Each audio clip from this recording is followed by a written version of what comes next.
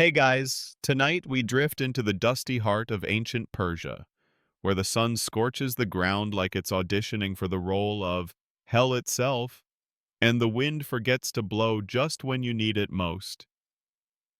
You're trudging across the parched plains, sweat already gluing your tunic to your back, and the only relief in sight is, well, there isn't any. Not unless you're a Persian engineer with a few tricks up your sleeve. Because tonight, we're exploring how the people of Persia, yes, long before air conditioners and ceiling fans, found a way to beat the heat using nothing more than earth, wind, and wisdom. And no, this isn't some fantasy. It's real history. And it's going to be surprisingly chill. Of course, you probably won't survive this heat wave unless you master a few tricks of your own. So, before you get comfortable, take a moment to like the video and subscribe, but only if you genuinely enjoy what I do here. Drop a comment with where you're listening from and what time it is there. I love seeing this sleepy little community span the world. Now, dim the lights, maybe turn on a fan for that soft background hum, and let's ease into tonight's journey together. You find yourself in a dusty village, somewhere between the Zagros Mountains and the edge of the Dasht-e Kavir Desert. It's noon, the air has the texture of dry cloth, and the sun glares down as if it's personally offended by your presence. The Persians, unlike many of their neighbors, didn't just try to block the heat. No, they outsmarted it. The first thing you notice are the homes, built not with stone, but with mud bricks. Unassuming, right? But those bricks were a revelation. When wet, they could hold water and slowly release it, cooling the walls from within like some kind of ancient thermal battery. It's like having a house that sweats, without the smell. You step closer and run your fingers along one of the walls. It's rough but cool to the touch. A little dusty, yes, but solid. Not because it was meant to impress, but because it worked. Thick walls, narrow windows, small openings, all designed to trap cool air in and keep hot air out. It's like a fortress, not against invaders, but against solar radiation. And the roofs? Flat, wide, and often coated with reflective material. Not because they liked rooftop picnics, though maybe they did, but because heat rises, and it needed somewhere to go. There's a story here about the ancient city of Susa, one of the Persian capitals, where even the royal scribes complained about the sweltering afternoons. They allegedly wrote on clay tablets half-baked by the sun before the kiln even got to them. That's not in the history books. It's more of a historian's hunch. But hey, it wouldn't be the first time archaeology met sarcasm. Historians still argue whether the Persians borrowed some of these early techniques from Mesopotamia or developed them independently. The truth is, we'll never quite know. Desert cultures shared knowledge like they shared water, sparingly but necessarily. As you continue walking, you hear a faint breeze pass through an alley between two homes.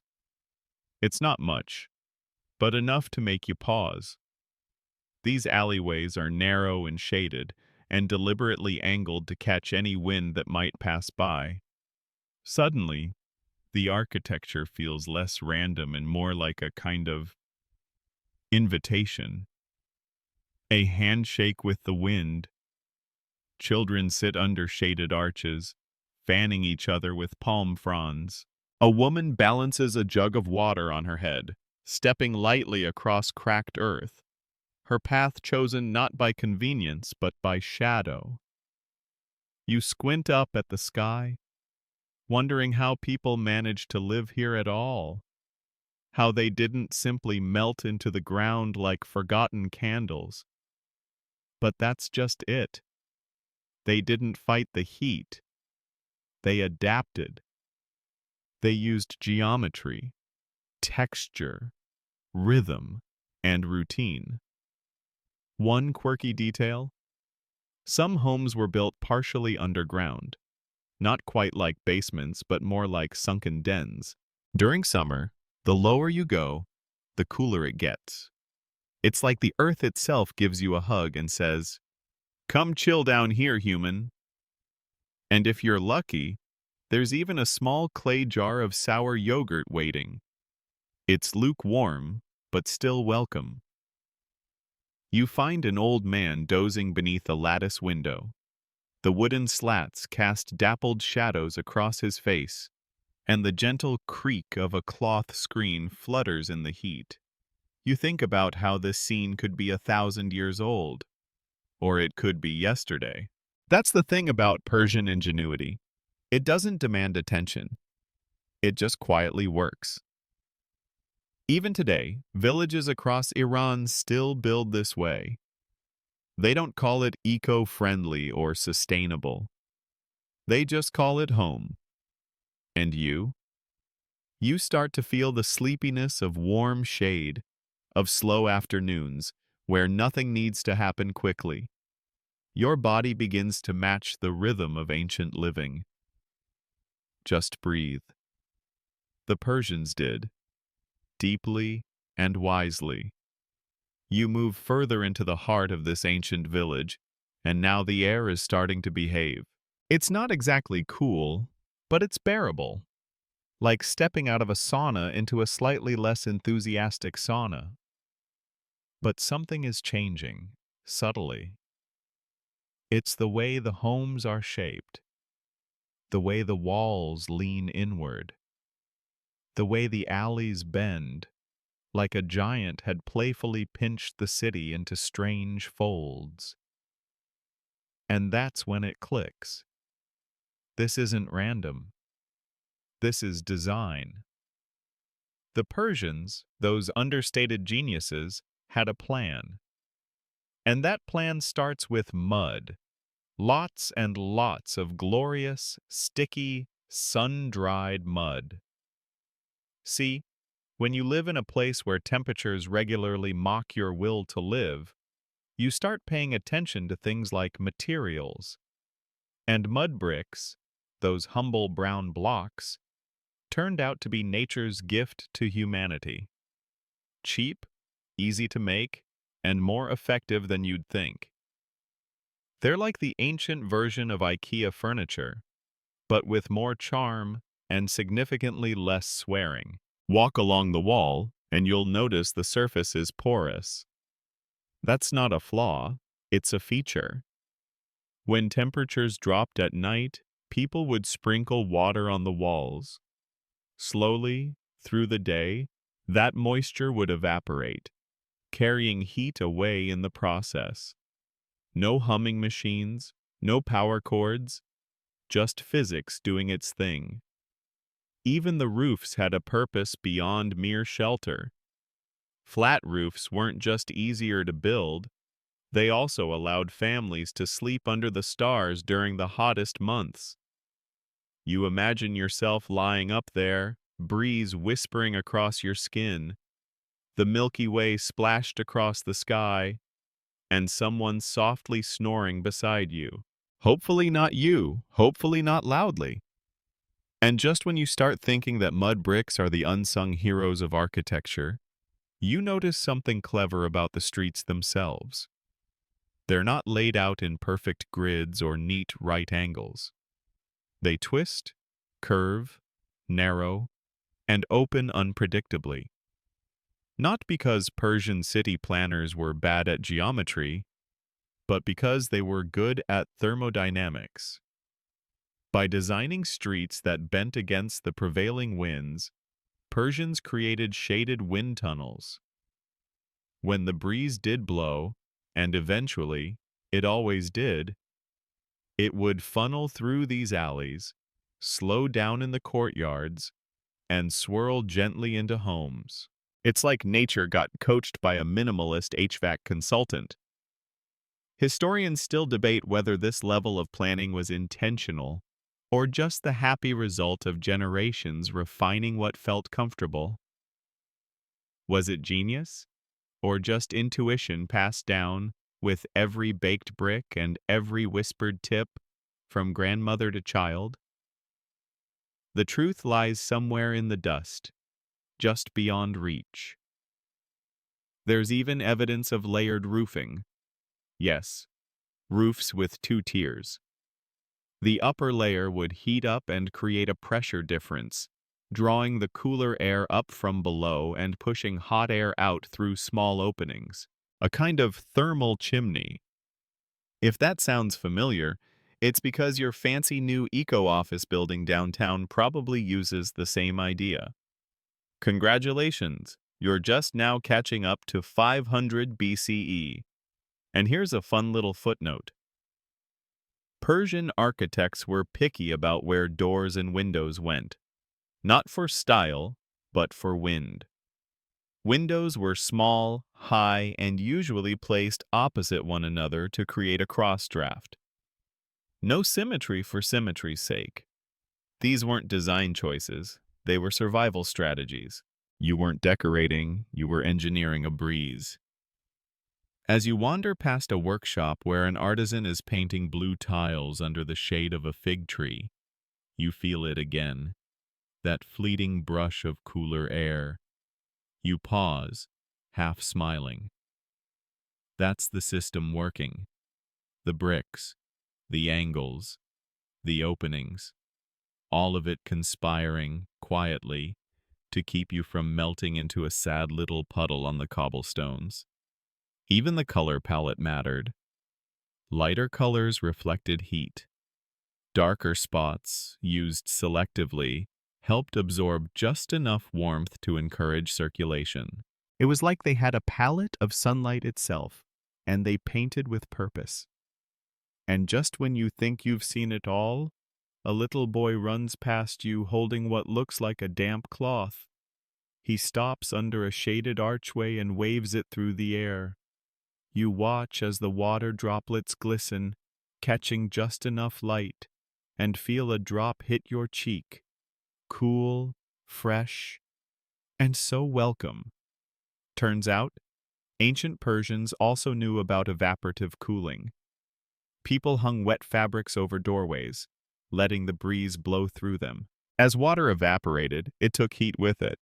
This wasn't an accident. This was applied knowledge. Your modern swamp cooler? Yep, older than you think. And the best part? None of this needed electricity, no fossil fuels, no blinking thermostats. Just smart construction and a little patience. If your walls could talk, they'd probably sigh and say, "Relax, I've got this." So you lean back against one of those patient old walls, feeling its quiet strength behind your shoulder blades, and let your eyelids drift just a little heavier. Out here, you're not just learning history, you're breathing it in. And as the air moves through these ancient designs, as it brushes across your skin like the memory of wind, you start to feel strangely at home. You turn a corner, and suddenly, there it is, rising like a lighthouse in the middle of the desert. Your very first badger, the Persian Windcatcher. It towers above the flat-roofed homes like some mysterious relic of forgotten sorcery. But there's nothing supernatural here. This thing is pure science, built centuries before your ancestors even figured out how to keep soup from spilling in a cart. You step closer, your neck craning to follow the elegant vertical lines stretching upward into the hazy blue sky. The structure looks like a tall, hollow chimney sliced into sections, each side open like a mouth waiting for the breeze. A quiet giant, just standing there, waiting to breathe. And then you get it. This isn't just a tower, it's a nose for the wind. When the breeze comes, even the faintest tickle, the badger catches it. The air glides down internal channels, often lined with water or damp surfaces to cool it further, then slips into the living space below. It's like an elevator for the wind. You feel a current brush past your wrist, and you half expect to hear a sigh of relief from the house itself. Some badgers were built with vanes inside, wooden partitions directing the airflow, optimizing pressure, and maximizing coolness. It's like someone looked at a weather vane and said, "Cool idea, but what if we weaponized it for comfort?" And these things weren't just tall for the sake of drama. Their height created suction. As warm air inside the building rose, it escaped through the tower, pulling cooler air in through shaded courtyards or underground tunnels. It's a cycle, a system, a kind of domestic weather loop. Historians still argue whether the Windcatcher was invented in Yazd, the desert city famous for its intricate towers, or if it emerged simultaneously in other parts of the empire. Some even think the concept may have drifted in from Egypt or Babylon. But here's the thing. Nowhere did it flourish quite like Persia. You stroll through a street lined with these structures, some simple, others carved with delicate tilework and ancient scripts. The tiles shimmer in the sun like blue feathers, and it hits you. These towers weren't just practical. They were beautiful. Utility with a soul. A quirky detail you might love? Some towers weren't open year-round. Families would seal up the badgers in winter with clay or wood, turning off the breeze like flipping a seasonal switch. That's ancient climate control, folks. Before thermostats, there were bricks. And while the basic principle of the Windcatcher remained the same, each region adapted the design. In coastal towns, towers were wider, built to trap humid sea winds and coax them inland. In desert villages, they stood taller and narrower, chasing every scrap of dry, fast-moving air like it was gold. You duck into the shadow of a tall tower and close your eyes. The whisper of wind becomes louder now, almost like a breath. It enters, slides, curves, cool and steady. You imagine lying in a room beneath this structure, wrapped in light linen, drifting into dreams with the breeze on your face and the sound of silence wrapping around your ankles. And yes, Persian poets loved these towers. There's one line from an anonymous 13th century verse translated roughly, "The wind kissed the face of the beloved. Through the window her father built." Sweet, right? Even HVAC had a love story. Some larger badgers were connected to subterranean water channels, allowing air to pass over cold surfaces before rising through the house. This added a layer of chill to the already cool breeze, kind of like giving the wind a cold drink before it enters your room. Modern architects call this passive cooling. Persians just called it a Tuesday. You hear a group of children playing hide and seek near a crumbling tower. Their laughter echoes, dancing in and out of the walls. The badger above them is chipped and leaning, but it still works. Even after centuries of sun, sand, and silence, it's catching the breeze. And that's the thing about Persian innovation. It wasn't always loud. It wasn't flashy. But it lasted. It whispered through bricks, fluttered through curtains, and drifted into everyday life. Cool air became a birthright, earned not by machines, but by cleverness, patience, and a very good understanding of wind. You press your palm to the stone base of a windcatcher and feel a slight draft against your fingertips. Not enough to blow your hair back, but just enough to remind you it's there. Always working, always flowing. And somewhere, high above you in the tower's open mouth, the desert wind enters again, not with a roar, but with a sigh. like it knows it's been caught, but doesn't mind. Your footsteps crunch softly now as you follow a narrow, shaded path leading away from the village center. The houses become fewer, the air a little quieter. And then, suddenly, you're looking at a shallow trench in the ground, lined with smooth stones. It's not much to look at. In fact, it might just seem like a dry ditch. But this is the secret heart of Persian cooling, the Qanat. Imagine an underground water highway, carved by hand through desert rock, stretching for miles, from distant mountain springs down to the parched cities below. That's a Qanat. And no, it doesn't hum, buzz, or beep, but it may be the most impressive piece of sustainable infrastructure you've never heard of. You sit on the edge and listen. Somewhere below, hidden from the sun and wind, cold water trickles through dark tunnels, just a few degrees above freezing. It's not just for drinking or irrigation. In summer, that icy underground stream cools buildings, supplies bathhouses, and fuels a natural air conditioner that predates all your modern gadgets. Walk alongside one, and you'll notice periodic vertical shafts, like skinny wells, dotting the landscape. They're air vents and access points for maintenance. Generations of workers dug these shafts with primitive tools, calculating gradients so precisely that water could flow for dozens of kilometers without a single pump. Just gravity, patience, and a really deep understanding of rocks. Historians still argue whether the concept of Qanats came from the Medes, or if it predates even them. Some say the Elamites may have started it. Others point toward early Assyrian irrigation as the origin.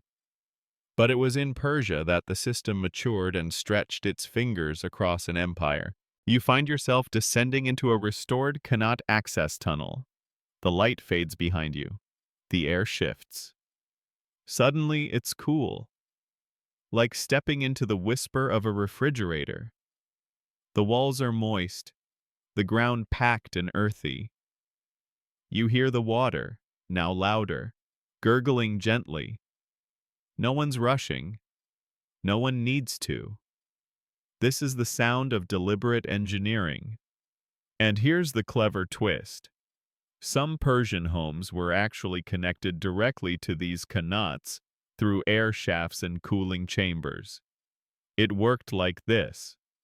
Air would be pulled across the running water, absorbing its coolness, and then funneled into the house. Voila! Natural AC, no power bill. You pass an alcove where ancient workers once rested. There's still soot on the ceiling from old lanterns. Maybe a forgotten tool buried in the dust. You picture a man wiping sweat from his brow, smiling as he watches the water flow. He knows his children will drink this water, bathe in it, live because of it, and maybe, just maybe, nap better on hot days. One quirky belief persisted in some villages, that spirits lived inside the qanats, and builders would whisper to them, asking for safe passage and a gentle flow. Kind of like talking to your plumbing, but with more reverence and fewer wrenches. You emerge from the tunnel blinking into the sunlight again, and it feels aggressive. The warmth is a slap compared to the cool kiss of the earth below.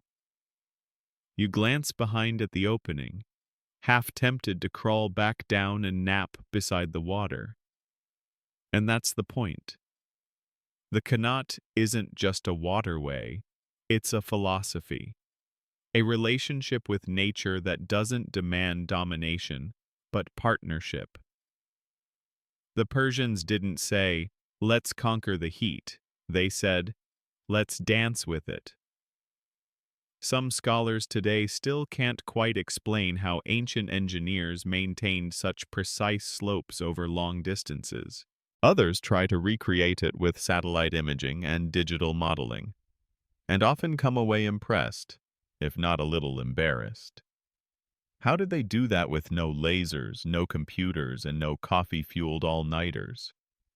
In Yazd, you learn, some qanats still function. Locals maintain them reverently, like sacred veins of the earth. And here's a modern echo. Cities around the world are rediscovering underground cooling tunnels for urban development.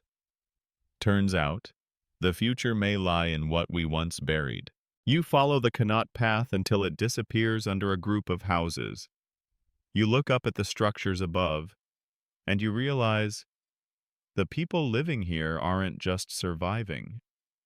They're thriving, because somewhere below their feet, the earth is still breathing for them. And as you walk back to town, dust on your shoes and silence in your ears, the heat seems just a little less cruel.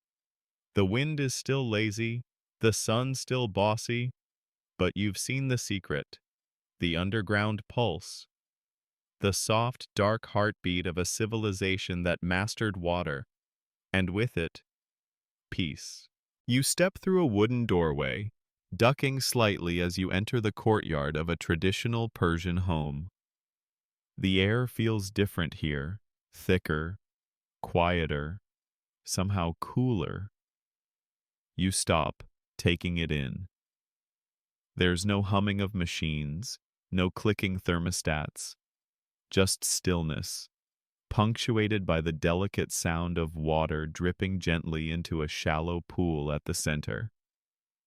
Welcome to the courtyard trick, a masterpiece of everyday architecture, where walls, water, and wind conspire to calm both the climate and the mind. The courtyard is the Persian home's hidden lung.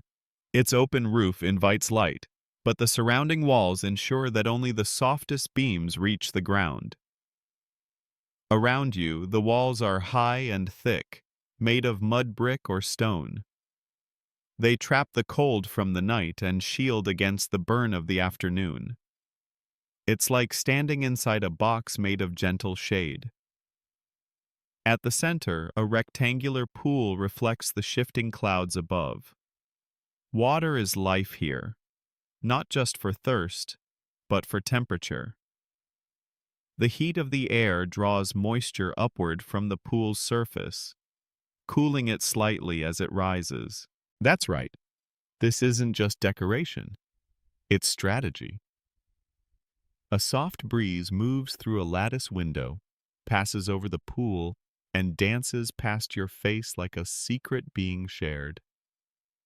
Suddenly, the temperature feels bearable. Not chilly, but softened. The kind of air that makes you think slower, blink heavier, and maybe cancel your afternoon plans for a nap in the shade. And it wasn't just the water. Persian homes were carefully aligned. Doors rarely faced the direction of the harshest sun. The inner courtyard remained shaded for most of the day. Some were planted with pomegranate trees or grapevines, offering both food and another layer of dappled shadow. Here's a quirky detail you might appreciate. Many homes had slightly slanted floors in the courtyard, leading water gently toward tiny channels at the edges. When the family poured extra water or rain collected, it drained quietly and helped cool the foundation. Not flashy, but incredibly effective, like air conditioning if it were shy and polite. You notice a woman sitting by the pool weaving a basket. Her fingers move slowly, her face serene. There's no rush. The air allows her that. Every so often, she dips her hand into the water, pats the back of her neck, and returns to her work. This isn't just living, it's thriving in rhythm with the environment. Historians still debate whether these courtyards were purely practical or also spiritual. Some suggest they reflected ancient Zoroastrian ideals. creating balance between the elements, honoring both light and dark, heat and cool. Others argue they were simply the result of centuries of trial and error in a hostile climate. Either way, the result is the same: elegance born of necessity. You walk over to the corner where a small alcove hides a clay urn filled with water. It's cooler than expected. How? Because it's stored in the shade, placed where air movement is most consistent. The design of the courtyard guides the breeze to these points, as if the house is gently nudging the wind toward its thirstiest guests. Above, narrow windows peek into the courtyard from upper rooms. But they're not just for looks. At night, cold air settles into the courtyard. Open those windows, and the chill seeps upward, cooling the rooms above. During the day, close the shutters and the rooms stay dim, still and soothingly warm. One odd little fact: some courtyards were designed to sound cooler too. The echoes of water trickling, birds chirping, even footsteps on smooth stone. These acoustic cues signal to the brain that the space is calm, safe, and less hot. A kind of audio placebo that your nervous system doesn't bother to fact-check. You lean against a sun-warmed pillar and close your eyes. A cat brushes past your leg, purring lazily. Somewhere behind a half-drawn curtain, someone is singing softly, a melody that rises and falls like the breeze itself. And you realize something. This isn't a single invention. It's an ecosystem. Every corner, every tile, every plant and puddle plays its role in the quiet orchestra of cooling. You don't notice it happening. That's the point. It just works. Silently, gently. The courtyard isn't just a clever architectural hack. It's a philosophy, one that says, let's not fight the sun, let's just invite it to slow down. And maybe, as you stand there, shoulders relaxing, head nodding slightly, you realize that's exactly what you've started to do. As you wander through the old quarter of the city, something starts to feel deliberate about the way light and shadow play on the walls. Every turn you take, every alley you duck into, seems to cradle you in shade. There's geometry here, intent. This isn't a coincidence. It's strategy. Welcome to the architecture of shadows. In a place where the sun can roast stone like a panini press, shadows aren't just a byproduct, they're a resource.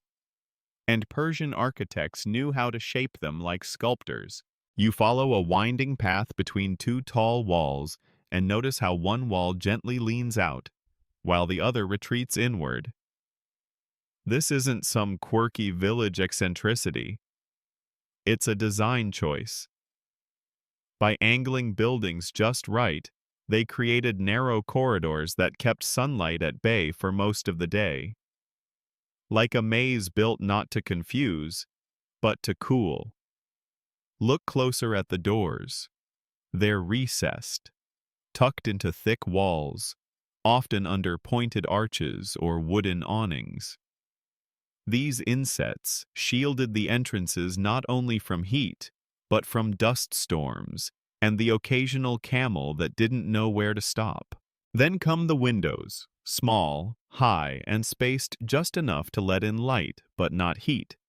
Many were covered with mashrabiyah-style latticework, carved wooden screens that filtered sunlight into patterns of soft gold on the walls. From the outside, you barely notice them. From inside, it's like living in a lantern. Some streets seem to defy logic, twisting away from the sun's path, breaking up what could have been a nice, clean city grid. But that was the point. In Persian design, the straight path was often the hottest path.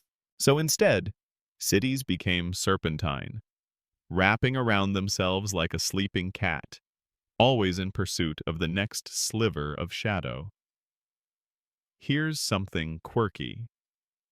In Yazd and similar cities, builders sometimes planted fig trees close to walls on purpose, not just for fruit, but because their wide leaves cast just the right kind of moving shade.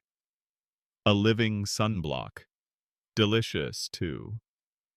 You enter a small public square and find a covered seating area. 4 wooden beams holding up a clay roof with sides left open to the breeze. It's cool here, not just because of the materials, but because of its location.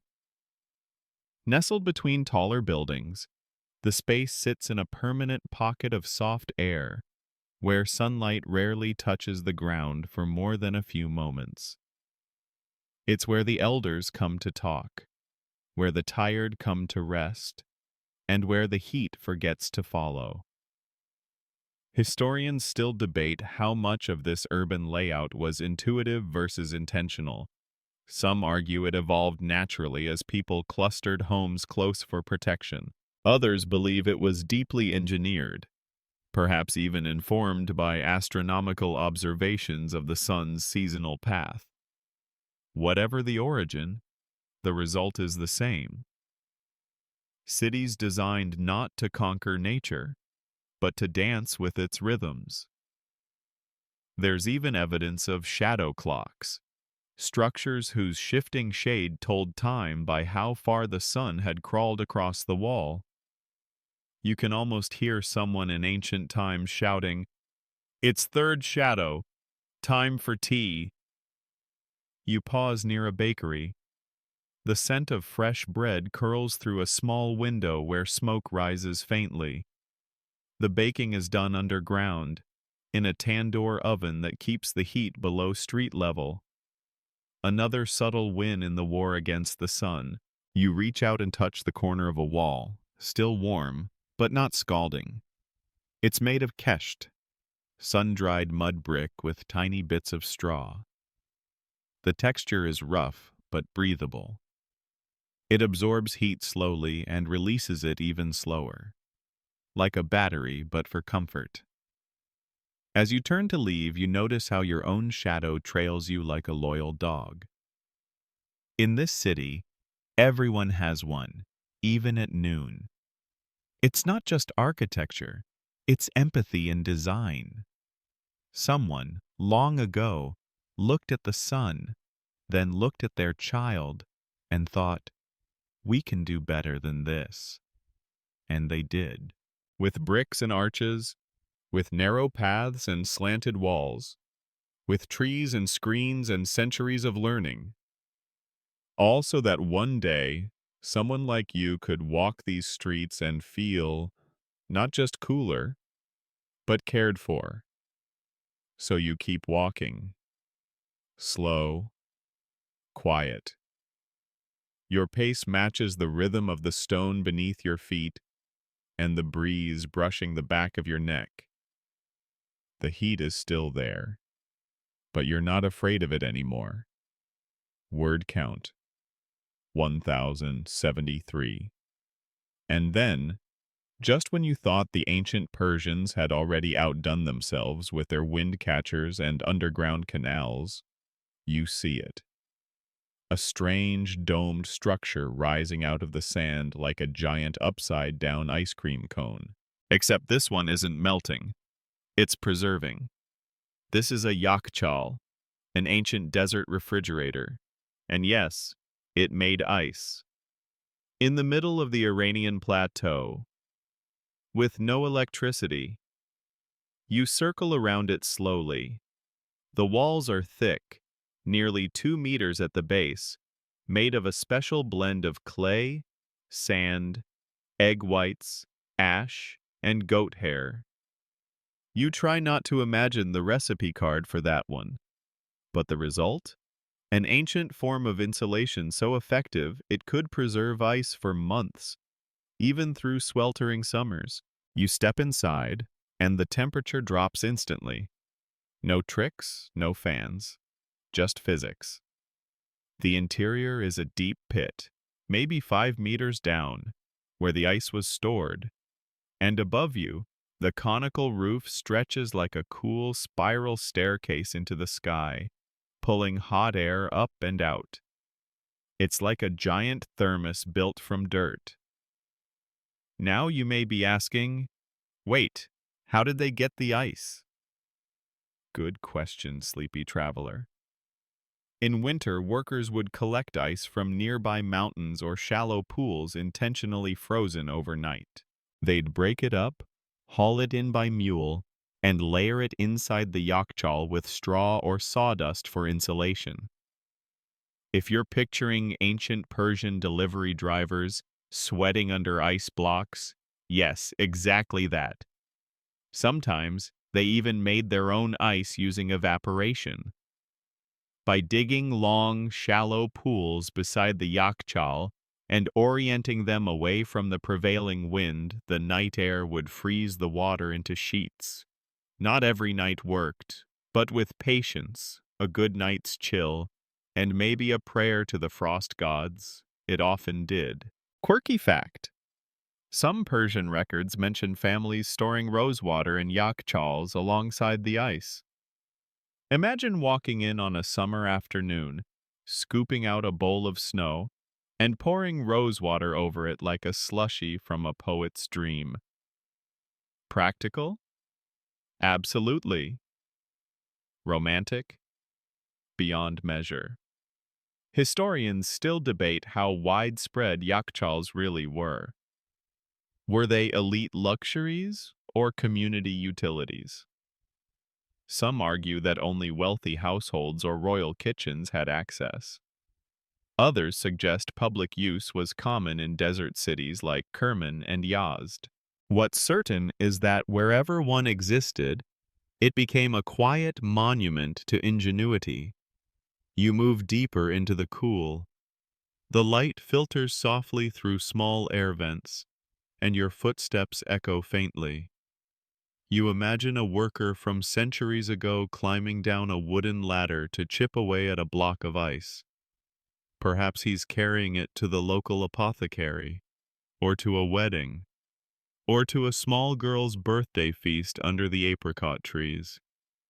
Outside, the wind shifts slightly. You glance through a small vent and see the desert shimmering in the heat. It's still brutal out there, relentless and uncaring. But in here, surrounded by thick earthen walls and still air, you feel protected. Like the world slowed down, cooled off, and let you be. One local legend says that during the reign of Darius the Great, emissaries would deliver small parcels of ice packed in straw to royal messengers traveling through the empire. Whether true or not, the image sticks. A sweating horse, a dusty road, and a saddlebag holding a tiny miracle, coldness in a hot world. You run your hand along the wall, textured, solid, and slightly damp with trapped moisture. It hums with silence. No buzz of machinery, just the deep, whispering patience of earth. Modern architects now study these structures, trying to mimic their passive cooling principles in today's eco-buildings. Ventilation, thermal mass, evaporative cooling, it's all been done before. Sometimes by goat-haired plaster and hand-chiseled mud. You take a deep breath and close your eyes. The world outside grows distant. Here, in this ancient cone of coolness, you feel the weight of time settle around you. Not heavy, but comforting. 1,000 summers have come and gone, and still this structure stands. Quietly, effortlessly, cool.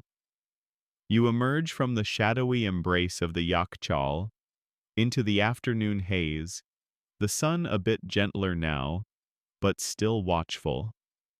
The path winds toward a large brick structure with a domed roof and ornate tiles, faded blues and greens in geometric patterns that seem to breathe with the heat. As you step inside, a soft mist greets your face. This is no temple.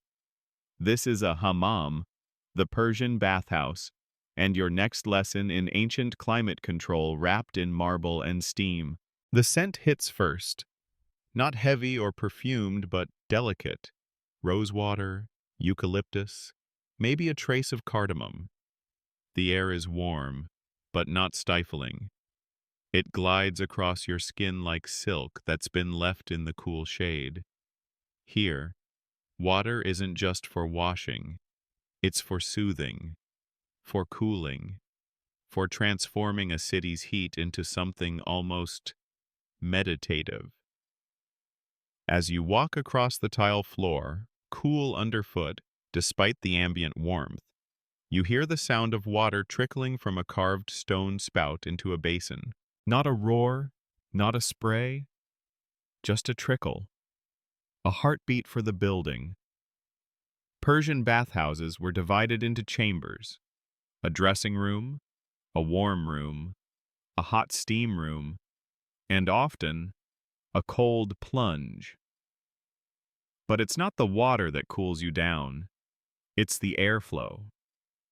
See, above your head, invisible from the entrance, is a carefully designed venting system. It pulls hot air upward through dome openings while channeling cooler air in through shaded vents along the floor. It's passive, it's elegant, and it works like a dream. And those domes? They're not just pretty. Each has small round glass apertures, called oculi, that let in light but not heat. The glass was often covered with stained color or angled just so that direct sunlight never quite made it through. The result? A glowing, diffused calm, like sunlight that's been taught some manners. You settle onto a smooth stone bench near a sunken pool and let your shoulders relax. The humidity opens your pores, but the movement of air ensures you never feel trapped. There's a soft splash nearby as someone lowers a jug into the water, then pours it gently over their shoulders. A cooling sigh follows. You know the feeling. Here's a quirky tidbit. Some hammams were scented not just with oils, but with baked clay discs infused with herbs. Placed in corners or hung from hooks, they released fragrance slowly over time. Functional aromatherapy, brought to you by medieval wellness influencers. Historians still argue about whether hammams began as ritual purification sites linked to Zoroastrian fire temples, or evolved purely for comfort and hygiene. Some inscriptions suggest early rulers funded them to soothe the body and elevate the mind. Others suggest they were, more simply, a good way to not smell like a camel after market day. You wander into the cold room, and it's delicious. The floor is marble, the air lighter.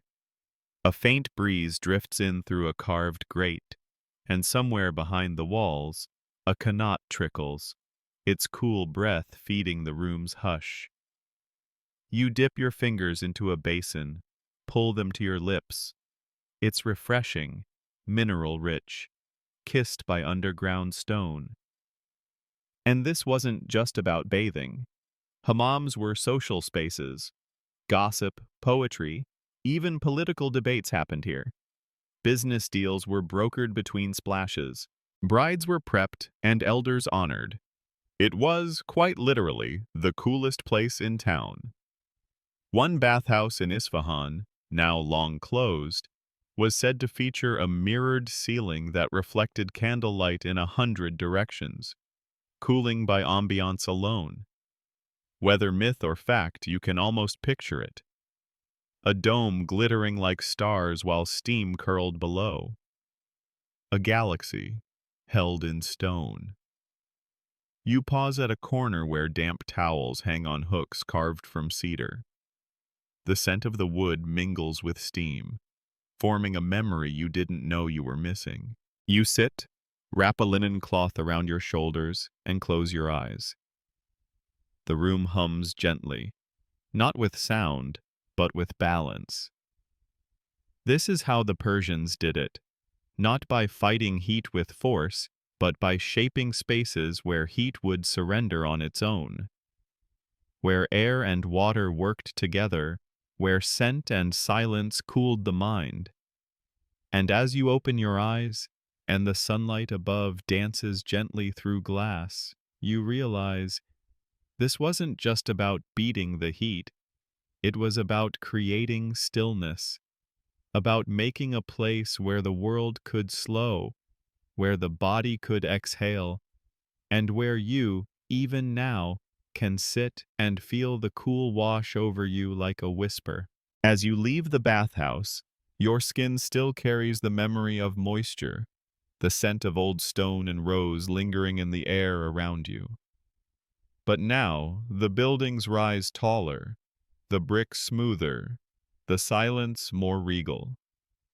You've stepped into the district once reserved for kings.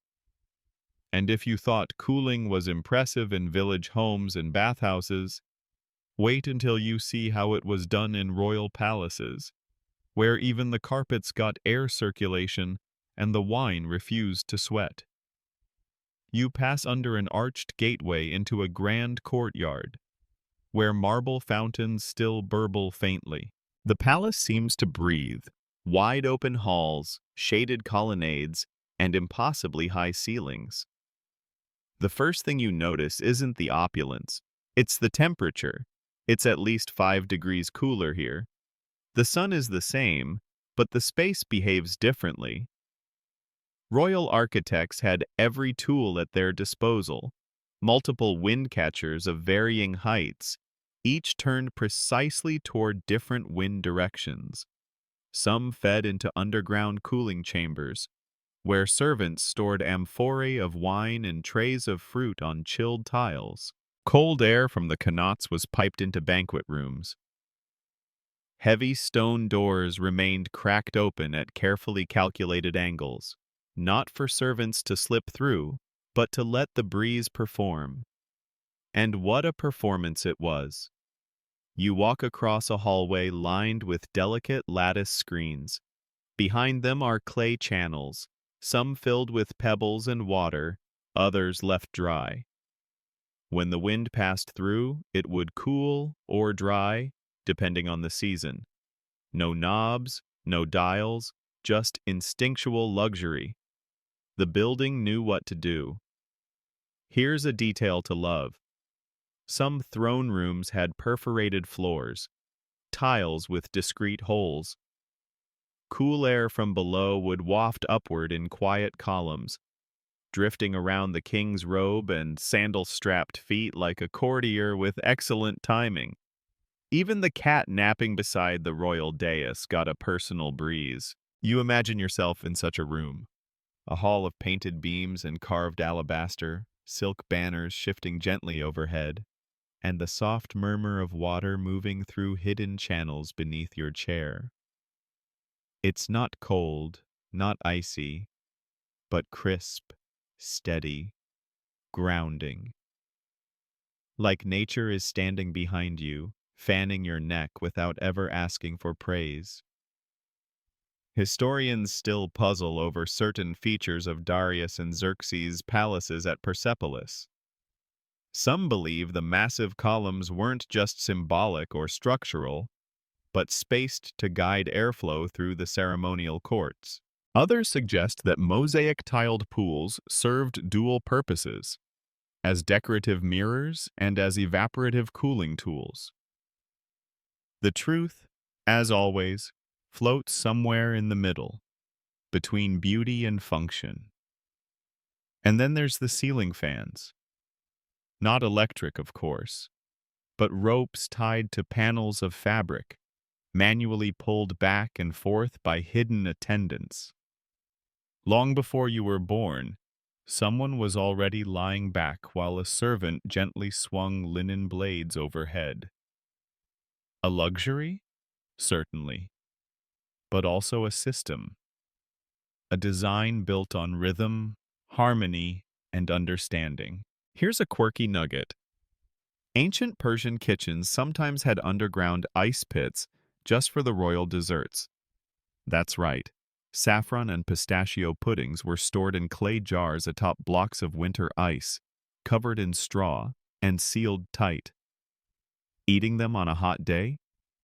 That was not just indulgence. It was architectural triumph you could taste. You wander into the royal gardens, paradises they were called. That word itself comes from the old Persian paridesa, meaning walled enclosure. But these weren't just pretty parks. They were part of the cooling system. Strategically placed trees, shallow channels for water, and walls built to echo the splash of fountains. It all helped the space stay cooler than the open courtyards nearby. Even the scent of these gardens played a role. The aroma of cypress and jasmine wasn't just poetic, it cooled the mind. Scientists today would call it psychological thermoregulation. The Persians called it relaxing. You sit beneath a pomegranate tree and listen to the leaves rustling above. A servant once sat here, waiting for the shadow to reach just the right spot before bringing chilled rose sherbet to the queen. You can almost taste it, sweet, floral, icy. And suddenly you realize all of this, windcatchers, qanats, domes, tunnels, tiles, it wasn't about impressing the guests. It was about comfort. And in a place as punishing as the desert, comfort is the rarest jewel of all. You walk deeper into the maze of cooling marvels until you find yourself before a quiet sanctuary, a place where even the fiercest flame must be tamed by design. Here lies the delicate balance of fire and chill in ancient Persia, the heart of which pulses in sacred Zoroastrian temples. You're standing in a place where fire isn't merely lit for warmth or ritual, it's venerated, a symbol of truth and order, yet it must coexist with an unyielding desert heat. And so, the architects devised a system that would keep the sacred fires burning bright, without turning the sanctuary into an inferno. Glancing upward, you see that the temple's dome is laced with small vents and strategically placed water basins. These features are not decorative. They are vital elements in managing the intense heat that emanates both from the desert outside and the consecrated blaze within. The fire, ever a symbol of life and divine order to the Zoroastrians, required continuous fuel and careful tending. Yet the temple's design ensured that while the flames danced fiercely, the rest of the space remained cool enough to contemplate the mysteries of existence. As you settle on a cool stone bench near a carved pillar, you notice the contrasting sensations around you. Warm, flickering light from the eternal flame mingles with a crisp, cool draft that drifts in from hidden vents.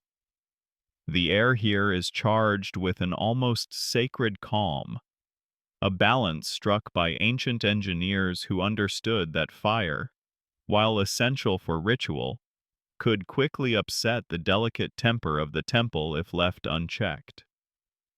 It's as if the very structure whispers, "Let there be light, but let there also be cool." You pass by a narrow corridor where the wall is lined with basalt reliefs depicting mythical creatures and ancient gods. Their features seem softened by the interplay of light and shadow, the latter carefully cast by walls designed to capture a breeze. Here, every element serves a dual purpose: religious symbolism and practical climate control. In one corner, you spot a small, inconspicuous basin filled with water and resting beneath an arch. During the peak of the day, the water evaporates slowly, absorbing the ambient heat, a subtle form of air conditioning that keeps the hallway from stifling the devout. A quirky little detail catches your eye. A cluster of small wind scoops integrated into the wall, almost hidden behind filigree carvings that look more decorative than functional. But these tiny apertures were designed to catch even the faintest stir of wind, funneling it directly toward the inner sanctum, where the fire burned hottest.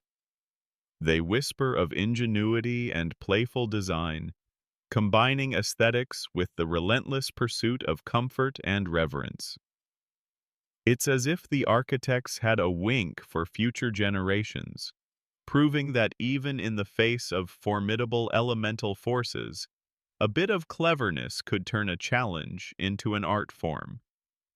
Historians still argue whether the original Zoroastrian temples prioritized fire or cooling in their designs, with some insisting that the challenge was to keep the sanctity of the flame intact while preventing the building from overheating.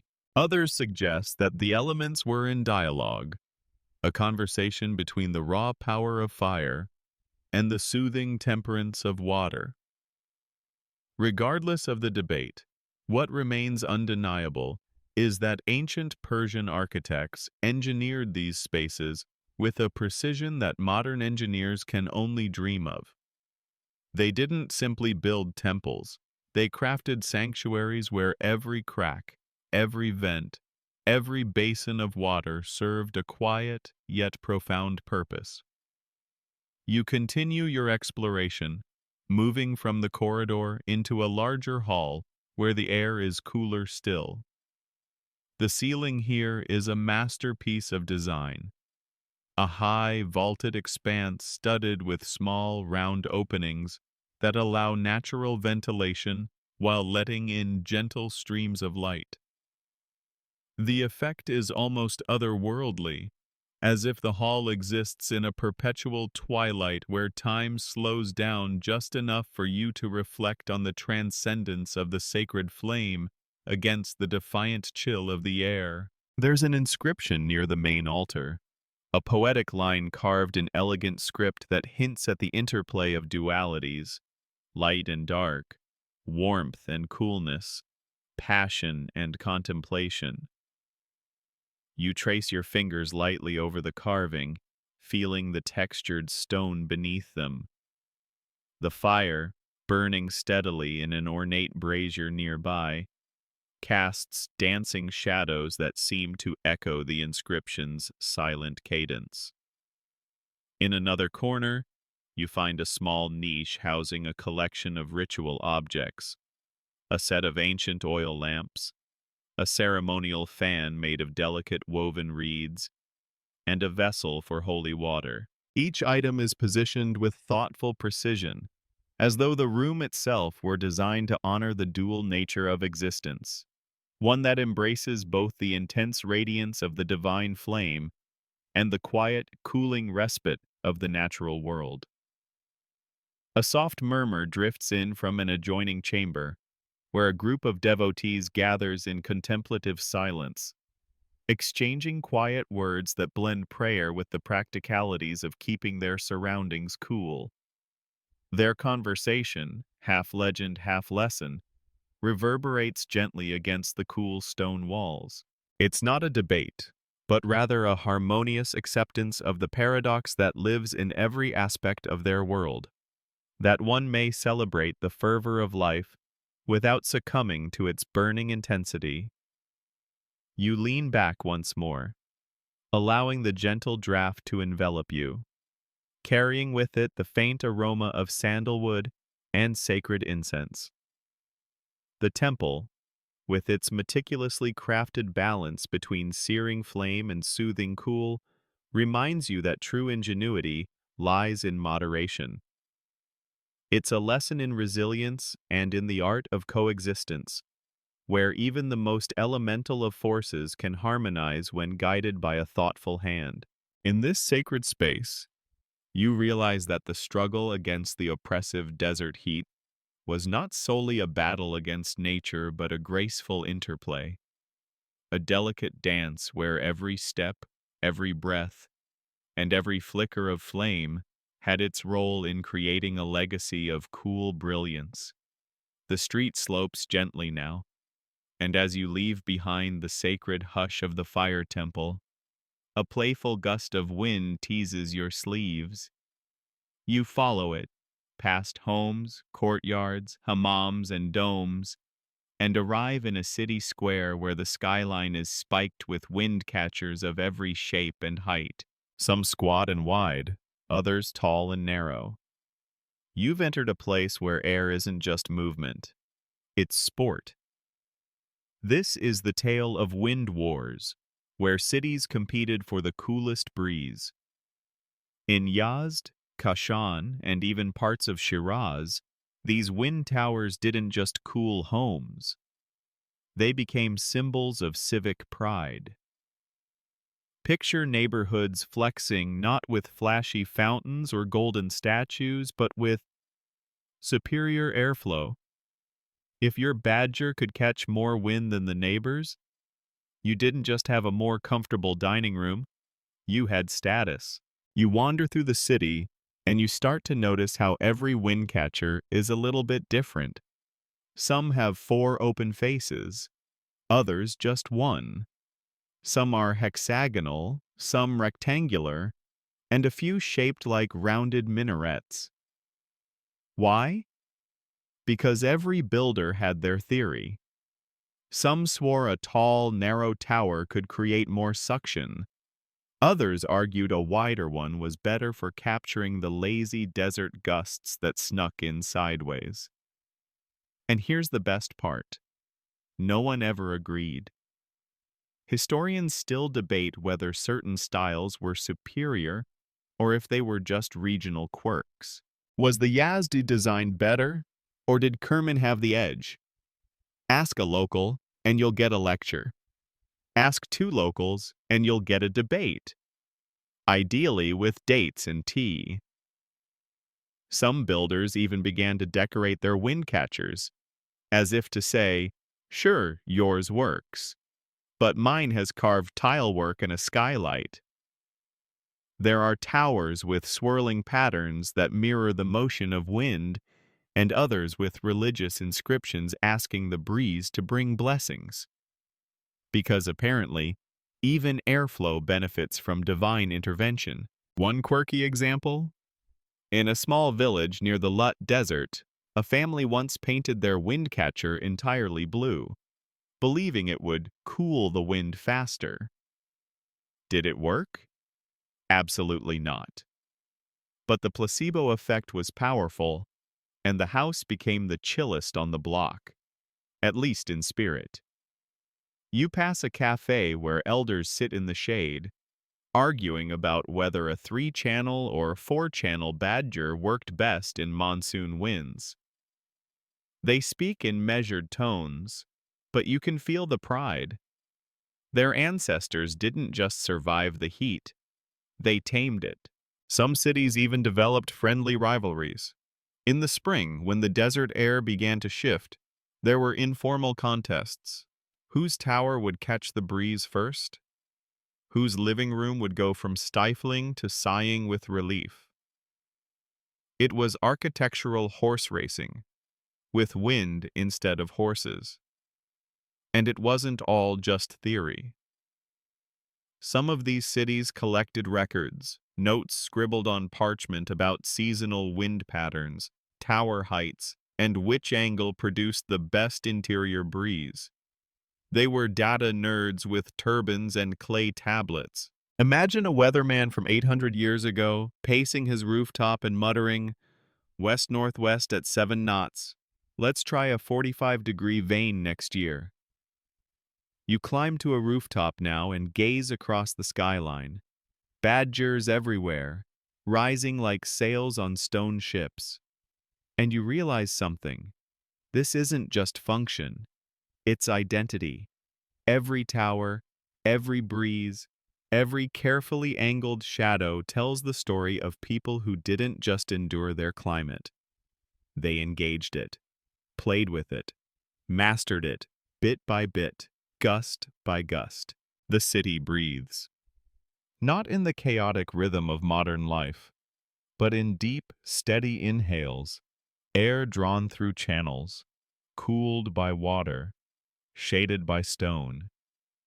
And at the center of it all is human curiosity, the desire to make a space not just livable, but delightful, to catch the wind, not with sails or turbines, but with brick and soul. As you sit back on the sun-warmed tiles, watching the cloth awnings below flutter gently, a child races past, her scarf trailing like a comet. You smile, knowing the breeze that touches her cheek has danced through centuries of design and debate. And somewhere, deep below the wind's path, the city whispers, "We caught it first." The wind quiets a little now. Your path leads out of the main square and into a quieter stretch of city where walls have crumbled and vines crawl lazily over forgotten stones. The buildings here are less preserved, their bones exposed to sun and silence. You've entered the realm of questions, the fragile, fading edge of the past. This is where historians battle the sand, where what we don't know might be just as fascinating as what we do. You step into the shell of a windcatcher, its once proud tower now leaning like an old man with a secret. Inside, chunks of plaster litter the floor, and sunlight filters through holes where there once were carved grills. It feels abandoned, but not empty. More like paused. The challenge here isn't just time, it's erosion, politics, and memory. You see, most Persian cities weren't built to last forever. They were made of mud brick, which is wonderfully sustainable but tragically susceptible to rain, war, and neglect. So much of what we know about Persian cooling systems comes from scattered records, oral traditions, and, let's be honest, a fair bit of academic guesswork. Historians still argue whether certain cooling methods were standardized across the empire or improvised locally. Was the layout of Windcatchers driven by royal decree, or just neighborhood habit? Did underground air channels follow strict engineering plans, or were they dug by feel and family lore? You brush your hand against a broken wall and feel layers of paint. One faded blue, one soft yellow. Someone lived here once, ate here, slept through hot afternoons thanks to breezes guided by bricks now lost to time. And then there are the missing elements, the parts that leave archaeologists scratching their heads. Clay pipes that seem to go nowhere, chambers with vents that don't quite align, openings in walls that might have held fabric dampeners, or maybe just acted as echo chambers. No one's sure. One quirky case? A site near Bam features a series of underground tunnels that end in shallow bowls, carved stone depressions like mini amphitheaters. Some believe they were designed to concentrate cool air upward into specific rooms. Others think they were ceremonial. One theory even suggests they helped amplify the sound of wind, turning it into a kind of natural lullaby. Imagine being lulled to sleep not by music, but by an amplified breeze humming through ancient stone. You walk past an old qanat opening, dry now, filled with sand. Next to it is a stone slab etched with barely visible writing. A name, perhaps, or instructions for cooling a room just right. The symbols are smoothed by centuries. Even language, it seems, melts in the sun. And it's not just erosion that erases knowledge. Conquest, colonization, and modernization have taken their toll. Many traditional homes were demolished to make way for concrete towers. Cooling towers were dismissed as quaint relics. Only recently has there been a resurgence of interest.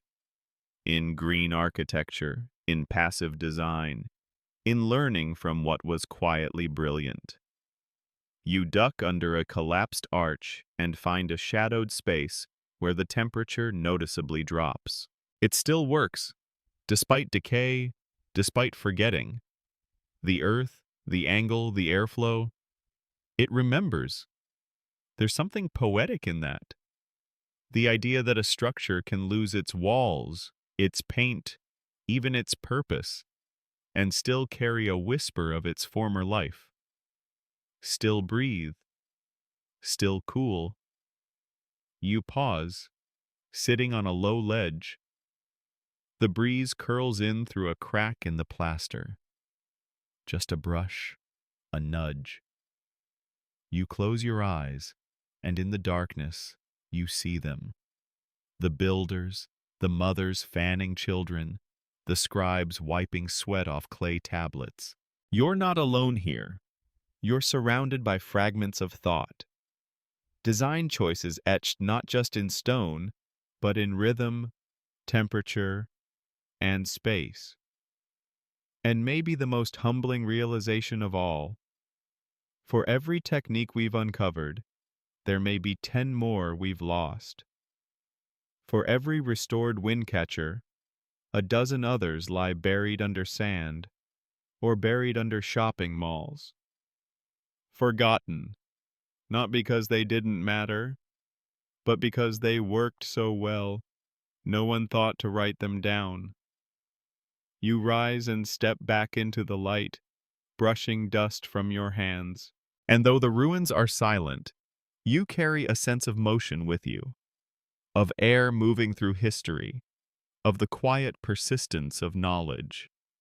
Not loud, not shouted, but patient. Like wind through a broken window. The breeze follows you still as you make your way along a dusty trail heading west, past a few fig trees, past the edge of a crumbling settlement, until you reach a low stone wall that once marked a caravan route. And as you lean on it, staring toward the horizon, it hits you. This genius, this quiet mastery of cooling, didn't stay tucked within Persian borders. It traveled, just like the traders and scrolls and silks. This is the story of how Persian cooling spread to the world. You imagine yourself as a merchant, robes fluttering, camel groaning, eyes squinting against the glare. But inside your satchel, alongside spices and lapis, you carry something even more valuable. An idea, a design, a way to breathe easier when the sun becomes cruel. The most obvious traveler? The badger. It leapt from Persia into the architecture of southern Iraq, then across the deserts of Egypt. In Cairo's older quarters, you can still find buildings topped with wooden versions of windcatchers, malkuf, angled just so to draw in the breeze from the Nile and send it whispering down stairwells. In India, Mughal palaces integrated Persian courtyard designs, complete with reflecting pools and shaded galleries. Some even added their own spin, perfumed fountains designed to cool both air and mood. Imagine strolling through a marble corridor scented with rose and cooled by droplets falling in rhythmic elegance. Not bad for the 16th century. Historians still debate just how much of these designs were directly Persian and how much was parallel invention, or perhaps refined collaboration. Did Andalusian architects studying in North Africa bring badger logic back to Spain? Or did the idea arrive via trade with the East? The truth, as usual, is part map, part myth. You walk now through the quiet remnants of an old port outpost where Persian merchants once docked. The stone warehouses here, abandoned and sun-bleached, have courtyards. Not grand, but deliberate. Narrow channels in the floor suggest water flow. Small vent holes, half collapsed, hint at cooling design. Even far from home, they built with climate in mind. One quirky stop on the trail? Venice. Yes, that Venice. While not directly Persian, scholars suspect that some of the early ventilated ceilings in Venetian villas were inspired by Eastern designs brought through Silk Road intermediaries. A drafty ceiling might not seem glamorous until you remember that it meant the difference between a tolerable summer and a melted dinner guest. You stop to sit under a collapsed arch once part of a border fortress. The stones are warm, but not searing. Behind you, a dried channel cuts through the dust. It might have carried water once, or just funneled wind. And for a brief moment, you can almost hear the chatter of different languages trading stories along with textiles. Arabic, Farsi, Sanskrit, Greek. And maybe someone saying, "No, seriously, you have to try this tower idea." The brilliance of Persian cooling wasn't in keeping it secret, it was in sharing it. Passively, quietly, like the air it moved. Not in grand declarations or marble inscriptions, but in bricks and courtyards. In breezes where there used to be stillness. And while some empires spread through force, Persia, at least in this domain, spread through comfort, through example, through the universal language of, "Hey, wouldn't it be nicer if we weren't all sweating?" Even today, you can spot the legacy in unexpected places. Desert villas in Arizona, built with central courtyards, eco-hotels in Morocco using wind funnels, architects in Dubai resurrecting badgers in glass and steel towers, the old forms reborn in modern silhouettes. You take a sip from your canteen and smile. It's warm, of course. But the wind picks up just then, slipping past your cheek, brushing your hair. It's traveled far to meet you. Maybe from a tunnel in Yazd, maybe from a dream long buried beneath ruins. And you think, ideas like this don't die. They drift, they settle, they rise again when the world remembers how much it needs them. You return to the city now, but it's not quite the same place you left. The walls are taller, the lines cleaner, and the hum of machinery hums low behind the stone. This is the edge where modern life meets ancient wisdom, where architects, designers, and city planners are rediscovering that the coolest solutions may have already been invented. Welcome to the quiet renaissance of passive cooling reborn. You step into a sleek, angular building, glass, steel, and concrete. But something feels different. It's cooler, yes, but also quieter. You look up and notice vents positioned high along the walls, angled not unlike those of a badger. Above you, small openings in the ceiling rise into vertical shafts, and along one side, a shallow indoor channel ripples gently with water, mirroring the shape of a traditional Persian courtyard. You're not in a museum, you're in an office. This is a building inspired by ancient Persia, by a design philosophy that says, work with the elements, not against them. It's part of a growing movement, climate adaptive architecture, sustainable design, net zero cooling, and it owes much of its DNA to the forgotten engineers of the desert. You stroll past a sign on the wall with a proud claim, "This building uses 65% less energy for cooling than the city average."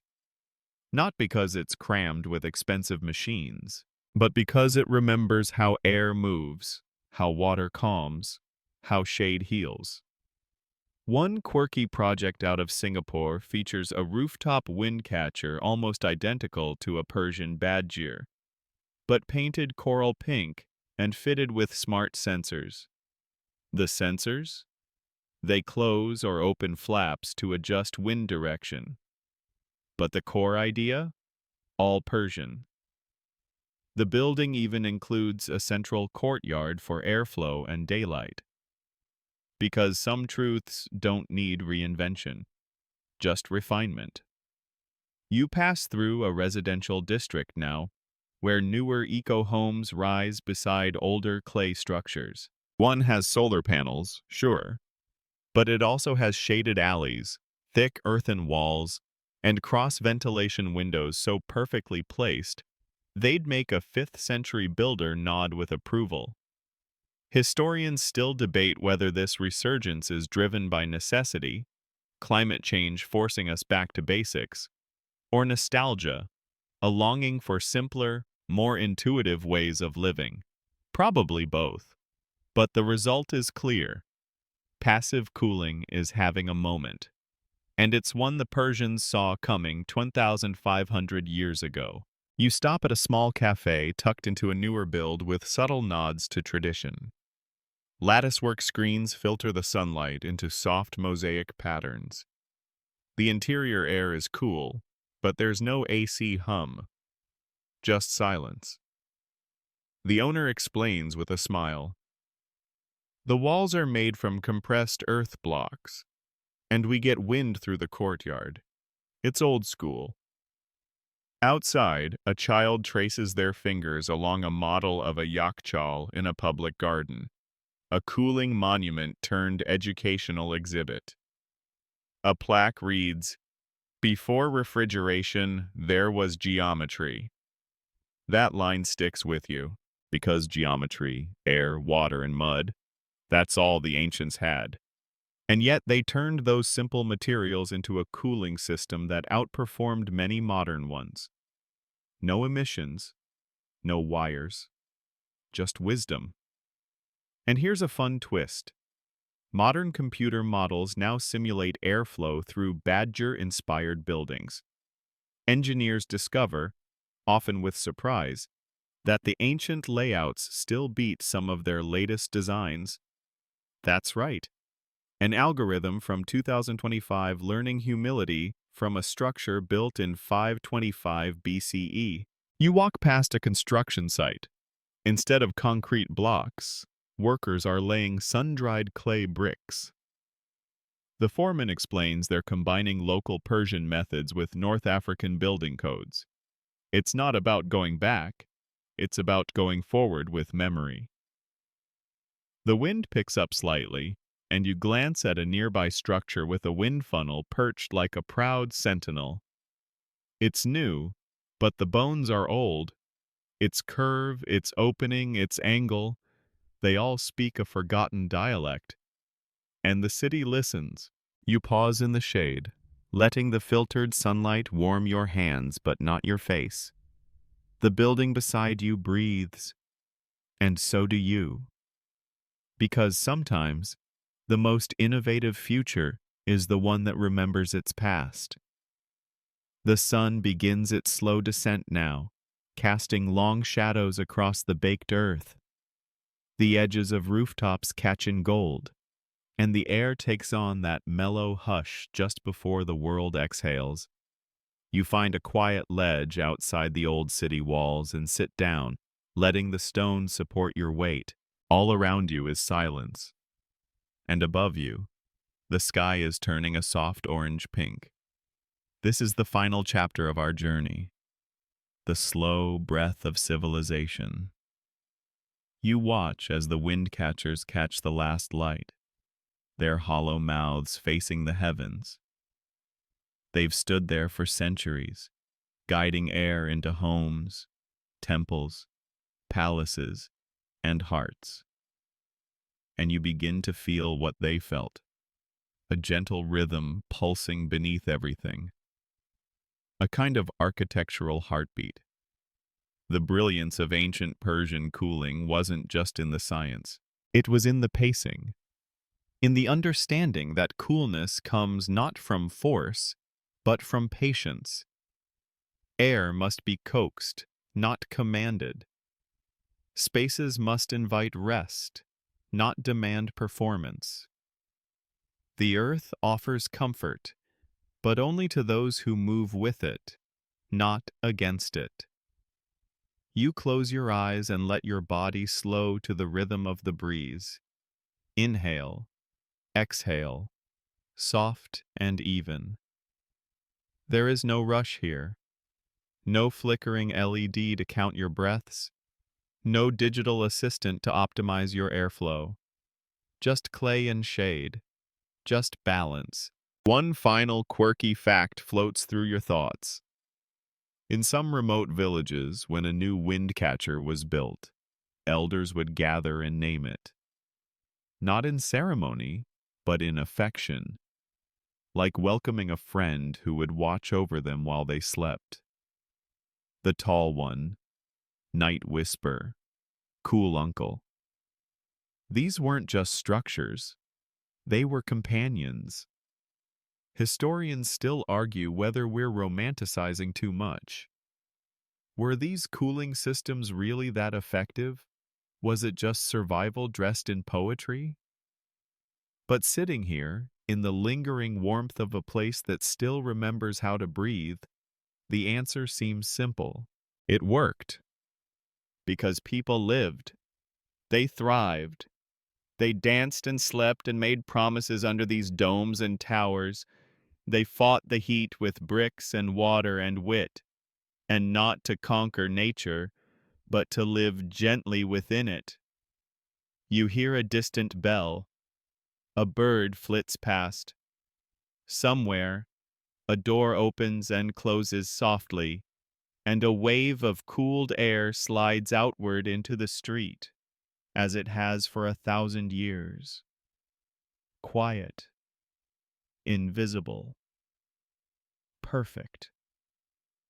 And in this last moment, as twilight deepens, you let your mind drift through alleyways where shadows weave like silk, through courtyards filled with water and pomegranate, through clay towers that never sleep.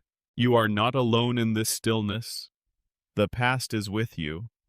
The breath of ancient walls surrounds you. You stretch out, the stone beneath you now cool to the touch, and let your breathing match the air. Slower, softer, smaller. And you understand what the Persians knew all along. Coolness isn't about temperature. It's about peace. And now, with the breeze wrapping softly around your body and the light fading gently into dusk, there's nothing more to do. Let your thoughts settle like dust in the corners of a shaded courtyard. Let your heartbeat ease, following the rhythm of ancient waters running underground, invisible but steady. You are safe. The air is still. The world has slowed, and you are allowed to slow with it. Picture a quiet home in Yazd, its courtyard lined with jasmine, the moon rising beyond the high walls. A child is falling asleep beside the fountain, the breeze moving through the badgear, wrapping around her like a lullaby. She dreams not of machines or numbers, but of cool mornings and warm bread, of water singing through clay channels, and her grandmother waving from the doorway. That same wind is here now, in your breath, in your chest. You've journeyed far tonight, not just through history, but through stillness. And that stillness is yours to keep. No need to remember every date, every fact, every brick. Just remember this feeling: calm, quiet, cool. So stay here, if you'd like. In this moment, in this ancient breath, let sleep come softly, like a whisper through lattice screens. Let dreams form in the hush between heartbeats. The wind will keep watch.